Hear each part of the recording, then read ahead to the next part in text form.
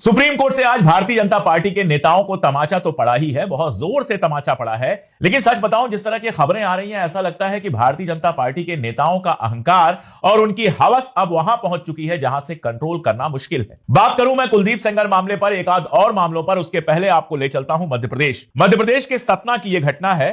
रामपुर बघेलान क्षेत्र का मामला है ये। वहां से एक वीडियो आया और सोशल मीडिया पर वायरल हो गया। वो वीडियो बहुत मुमकिन है कि आपने भी देखा हो। इस वीडियो में एक अशोक सिंह नाम का बीजेपी का नेता है जिसके बारे में बताया जा रहा है कि वो पार्षद है। एक महिला के साथ इसने दुष्कर्म किया और उसके बाद दोबारा उसकी दुकान पर पहुंच गया। और रोती हुई महिला जब ये कह रही है कि ये सब मैं रिकॉर्ड कर रही हूं और ये वीडियो वायरल हो जाएगा, तो वो कहता है कि मेरा क्या हो जाएगा, कोई मेरा क्या कर लेगा, मैं भारतीय जनता पार्टी का नेता हूं, मेरी सरकार है, मेरा कोई क्या कर लेगा।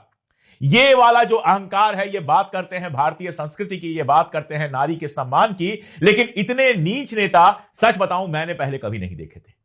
किसी और पार्टी की सरकार रही होती और अगर ये घटना सामने आती तो उस नेता को अभी तक जेल भेज दिया गया हो। कोई और पार्टी होती और उसका नेता अगर ऐसी हरकत करता तो वो अपने आप को शर्मिंदा महसूस करती, उस नेता को तुरंत पार्टी से निकाल देती। लेकिन आप कॉन्फिडेंस देखिए, एक बार दुष्कर्म कर लेने के बाद वो दोबारा जाता है और दोबारा पूरी ताकत से कहता है कि मेरा कोई क्या कर लेगा। पता नहीं है तुमको कि हमारी सरकार है।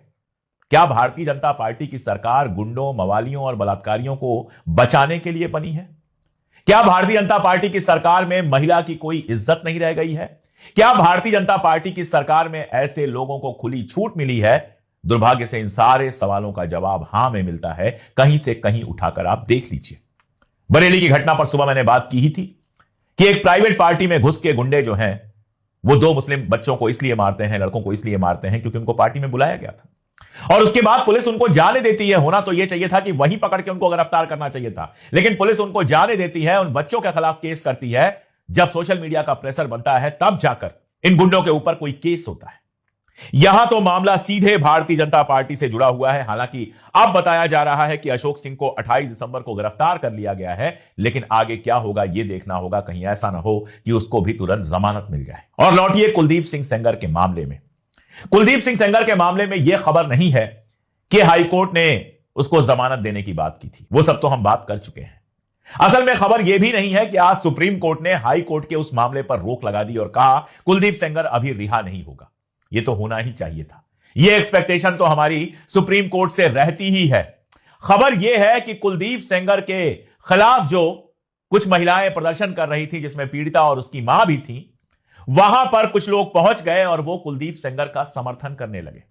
इससे बड़ी खबर यह है कि एक महिला वहां पर कुलदीप सेंगर का समर्थन करती हुई पाई गई और उस महिला का सीधा जुड़ाव जो है वो भारतीय जनता पार्टी के साथ है। उसने लिखा आई सपोर्ट कुलदीप सेंगर और पोस्टर बैनर लेकर वहां पर पहुंच गई। उसका नाम बताया जा रहा है बरखा त्रेहन और उसकी तस्वीर देखी गई पीएम मोदी को राखी बांधते हुए। एक महिला एक दुष्कर्मी को, एक बलात्कारी को बचाने के लिए सड़क पर आ जाती है। एक महिला जिसका खून खौल जाना चाहिए था यह सुन के कि उस बच्ची के साथ क्या क्या नहीं हुआ, उसके बाप की हत्या से लेकर क्या क्या नहीं हुआ, लेकिन उसके साथ खड़े होने की जगह वो महिला पहुंच जाती है बैनर पोस्टर लेकर कुलदीप सेंगर को बचाने के लिए। एक पत्रकार ने उससे पूछा कि अगर यह आपकी बेटी के साथ हुआ होता तो भी आप इसको तमाशा कहती?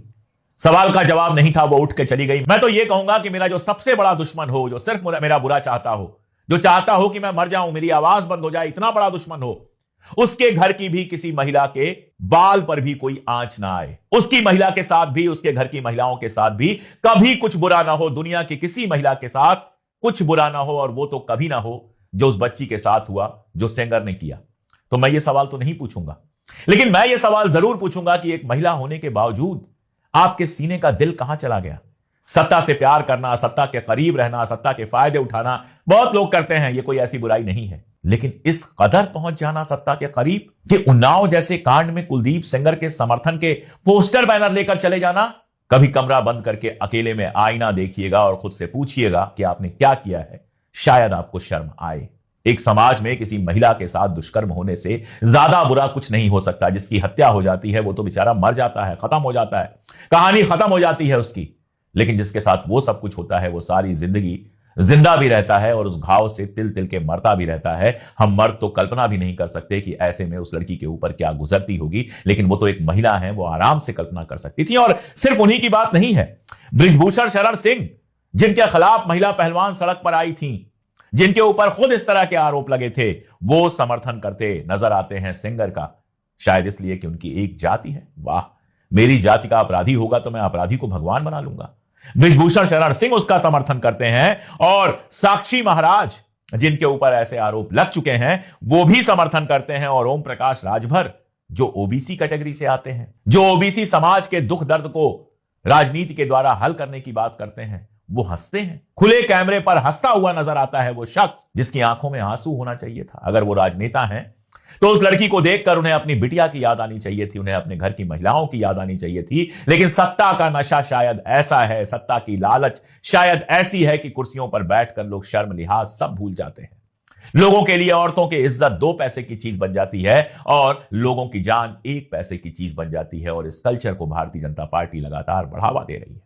ये नेता खुलकर समर्थन इसलिए ही कर पा रहे हैं क्योंकि उनको पता है कि सत्ता हमें बचाने के लिए बनी है, सत्ता हमारे अपराध को सामने नहीं आने देगी। और इसका सबसे बड़ा एग्जाम्पल कहीं आपको मिलता है तो उत्तराखंड के अंकिता भंडारी हत्याकांड में मिलता है। रोज नए नए खुलासे हो रहे हैं। जो महिला खुलासों के साथ सामने आई थी, पूर्व भाजपा विधायक सुरेश राठौर वाला जो मामला था, उनकी जो पत्नी उर्मिला सनावर सामने आई थी, उनका एक वीडियो आया था जिसमें उन्होंने कहा था कि मैं पंजाब में हूं और अगर पुलिस चाहती है तो मैं सारे ऑडियो वीडियो सब कुछ उसको सौंपने को तैयार हूं। होना तो यह चाहिए था कि उनको सारी सुरक्षा दी जाती, सारे ऑडियो वीडियो लिए जाते उनसे, उनकी जांच की जाती और जो अपराधी है उसके खिलाफ कार्रवाई होती।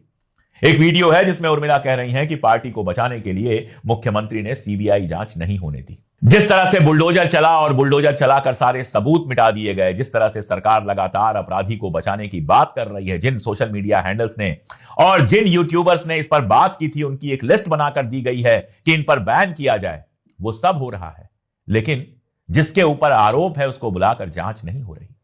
सुरेश राठौर को 2 बार बहादुराबाद पुलिस ने नोटिस जारी किया था हरिद्वार की, लेकिन दोनों बार वो अभी तक थाने में आए नहीं है। क्यों नहीं आए हैं? अगर उर्मिला सनावर झूठ बोल रही है, उसके सारे वीडियो झूठे हैं, जो ऑडियो रिकॉर्डिंग सुना रही है वो सब झूठा है, तो भाई साहब को जाकर कहना चाहिए कि ये सब झूठा है।